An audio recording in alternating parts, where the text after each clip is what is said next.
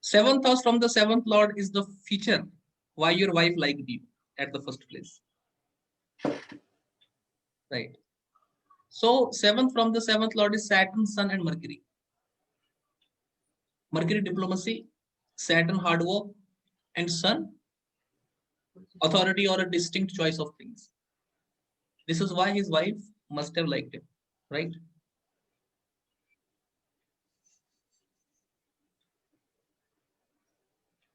Just a small stuff. Whenever you see Venus or Venus in third or the eighth house, you should predict one thing, that one of the sibling of this person have died prematurely, infantily, or one abortion to mother. Always predict whenever you see Venus in third house or the eighth house, specifically from Arud Lagna, but leave the Arud Lagna for now. Got it? Just give me a second. This is true. Yeah. For me, it's true. This is something that never fails, right? This Venus in third and the eighth, this is a Gemini principle. Gemini rarely fails, actually, right? So on and so forth, right? Are you thorough with the kind of analysis that we are doing? You need to practice a lot of significations technically to do it, but you are getting the way, right? How we do it. Now, the person, I give a question from the person, right? Sir, when I'm going to have a promotion, everyone would love a promotion. Come on, who don't? Everyone loves, right? So when I'm going to have a promotion, simple stuff. To predict anything in this life, you need time. See, everything happens with time, right? And the time is the dasha. I did this chart. I must have chart notes. Oh, I don't have, right? So leave it.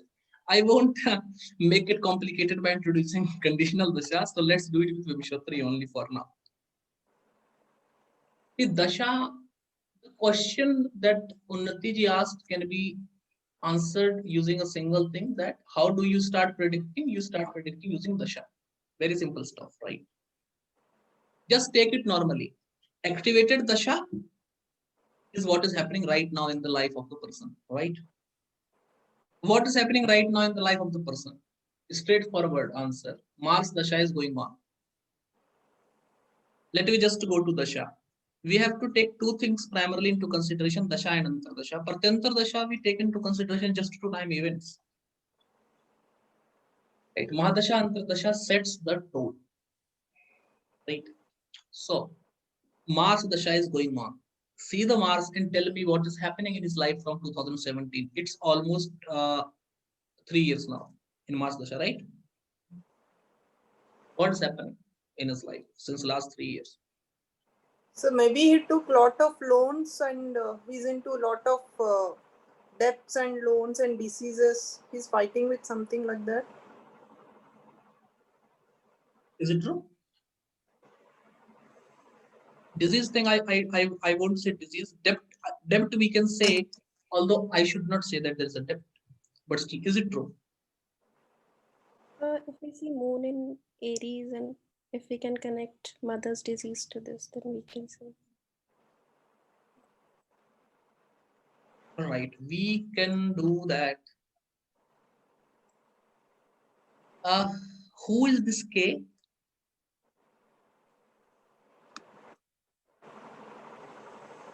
Please. Mars 11th house का Lord है तो उसको अच्छा gain हो रहा होगा, ऐसा बोल सकते.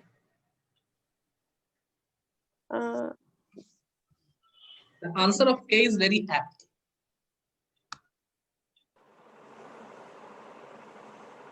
Shobitanshu. Oh, Sobitanshu, brilliant. Yes. You know what? I keep on discussing your name with my girlfriend. You know, we are discussing more on you and less on astrology. Brilliant. So, yeah, first important step. There is something called Upachaya, right? 3, 6, 10, 11 are Upachayas. And malefics in Upachayas are brilliant. Point 1. So, yeah, malefic in Upachaya, life is going normal too. Good. Specifically, this Mars is an own Rashi. So he should not produce much problem for the native himself. Very clear? Right? I don't know I taught this in which class. I don't remember it. But I teach one principle always. Whenever you see a Rashi, you look at 5 things prominently. Symbology of the sign, point 1. Planet who become exalted, debilitated in the sign, point 2. Right? Movable, fixed, dual nature of the sign, 3. And different things, right? So you technically look into the symbology of the sign, exalted, debilitated planets in the sign and other things. Now tell me which planet no one is exalted in Scorpio.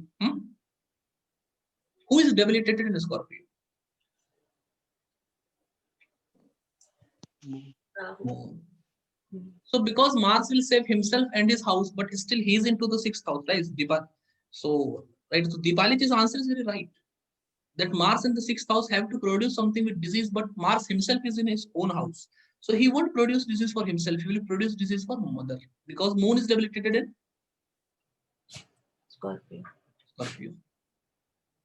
And that is also second lord. Yeah, Sonia ji is still very, very right. That is also second lord. That will also indicate something happening in family, right? Let's stop. And this Mars is aspecting the 9th house. 9th house is a good house, and there will be an aspect of malefic. So in luck factors, the person will face a bit of troubled times. See, don't technically use bad times because you don't know which day things change. As an astrologer, it is our duty to always use words in a positive tone, right? There is a saying in Bihar, you don't know where Saraswati is sitting on your tongue. So we try to tone down things, right? So we'll say a bit challenging times, right? We won't use the word bad times. We will say challenging, difficult, have to put some effort kind of words. The sober words coated with sugar is what we technically use when we are doing a consultation, right? Sugar coated words we use. Let me tell you, any malefic influencing the 9th house is never appreciated. Why it will be appreciated, right? 9th house indicates.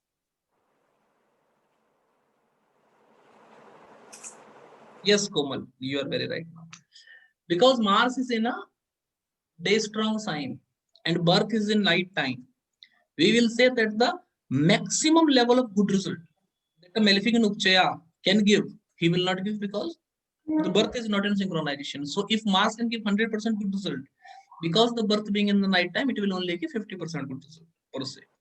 It is not that powerful as it must have been in the day strong thing, right? You are very true there. Mars aspecting the 12th house will also indicate there are a lot of expenses that will happen. And Mars influencing the ascendant will also indicate that person will have to show extreme courage.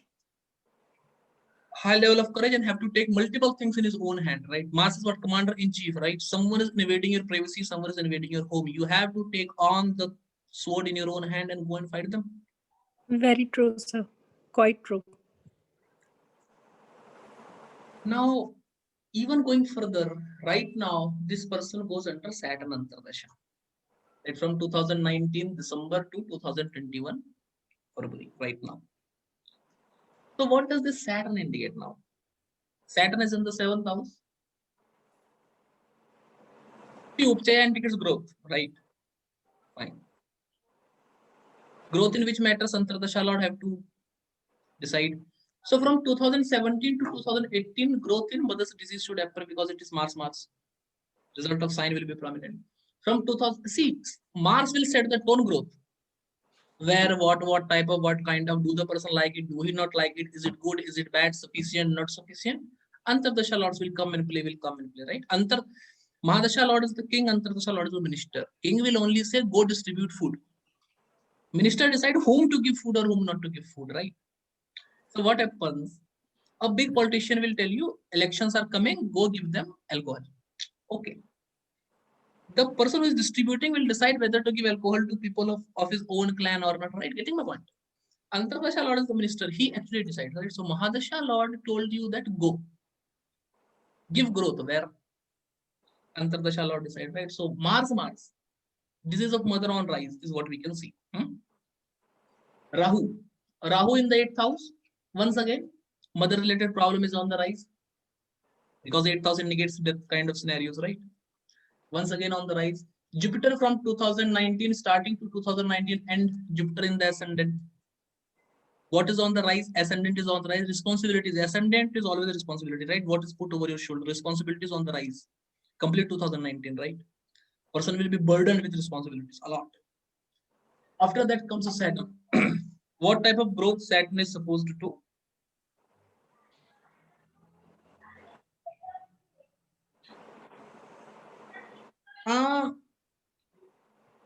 Nisha, if the ninth lord is a malefic planet aspecting his own house, being in the third house, 1/7 or from any other place, what we generally say that there is a rise in luck, but after hurdles. Third house is Upchaya once again, right? So you have to push. Third house also gets courage. So person's luck will increase only when he will show courage.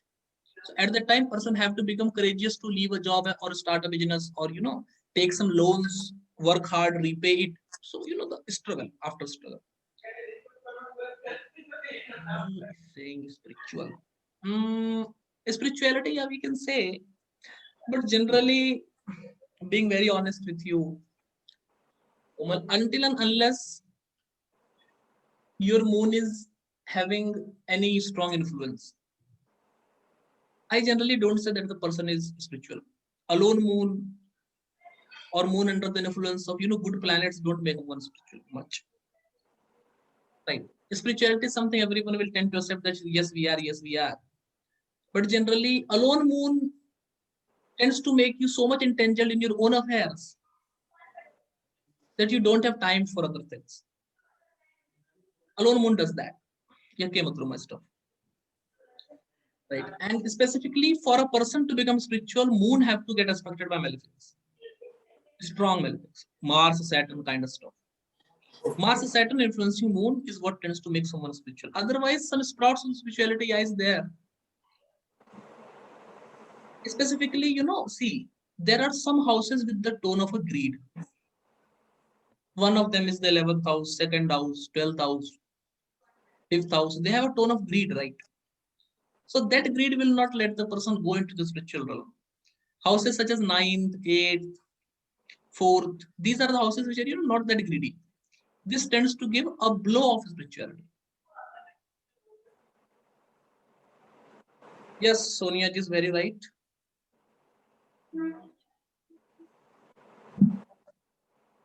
Marriage. Saturn gave growth in marriage. It is in the 7th house, being Digbali and in the sign of sea. Whenever Saturn is in the sign of Jupiter, either Pisces or Sagittarius, it gives you Raja Yoga. And ask me what? 6th house indicates jail. That is the karka for imprisonment. Marriage in lockdown, my friend. A jail for the whole world, technically.